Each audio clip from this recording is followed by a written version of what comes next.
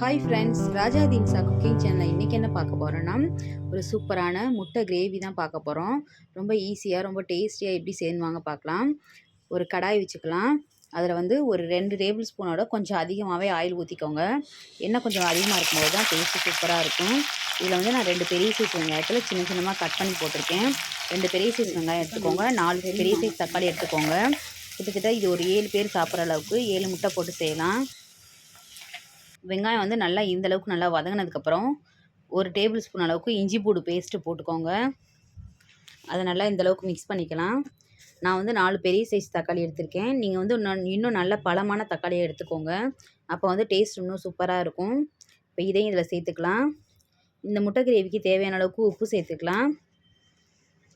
இப்போ இதை நல்லா மிக்ஸ் பண்ணி விட்டுக்கலாம். 1/4 ஸ்பூன் வந்து மஞ்சள் தூள் போட்டுக்கலாம்.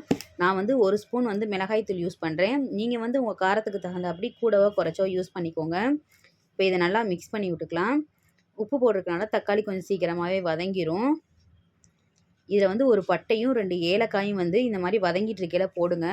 செம்ம சூப்பராக மனம் சூப்பராக இருக்கும். 1 டேபிள் ஸ்பூன் அளவுக்கு மல்லித்தூள் போட்டுக்கோங்க. இது நல்லா மிக்ஸ் பண்ணிக்கோங்க. பட்டை ஏலக்காய் தாளிக்கையில் போட வேணாம், இந்த மாதிரி இடையில போடுங்க. மனம் வந்து சூப்பராக இருக்கும். இப்போ இதில் வந்து கொஞ்சமாக புதினா தலையும் மல்லித்தலையும் போட்டுக்கோங்க. புதினா தலை கண்டிப்பாக வந்து போடுங்க. அது வந்து அதெல்லாம் கொஞ்சம் ஃப்ளேவராக இருக்கும், டேஸ்ட்டு சூப்பராக இருக்கும்.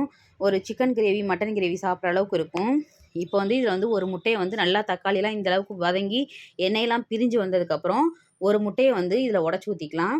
நான் வந்து ஒரு 7 பேர் சாப்பிட்ற அளவுக்கு 7 முட்டைக்கு தகுந்த அளவு தான் இப்போ நான் செஞ்சிட்ருக்கேன். நீங்கள் வந்து அளவு வந்து கூடவோ குறைச்சோ செஞ்சுக்கோங்க. அவிச்ச முட்டையை வந்து இந்த மாதிரி இடையில கோடு போட்டுக்கோங்க. அப்போ வந்து உள்ளே வந்து நல்லா மசாலாவெலாம் நல்லா இறங்கிக்கும். இந்த அளவுக்கு சூப்பராக நல்லா எண்ணெயெல்லாம் பிரிஞ்சு வந்துருச்சு. தக்காளியெல்லாம் வதங்கினதுக்கப்புறம் ஒரு முட்டை உடச்சி ஊற்றிட்டு இந்த மாதிரி செய்யுங்க. டேஸ்ட்டு வந்து சூப்பராக வேறு லெவலாக இருக்கும். இப்போ இதை நல்லா உடையாமல் மிக்ஸ் பண்ணி விட்டுக்கலாம்.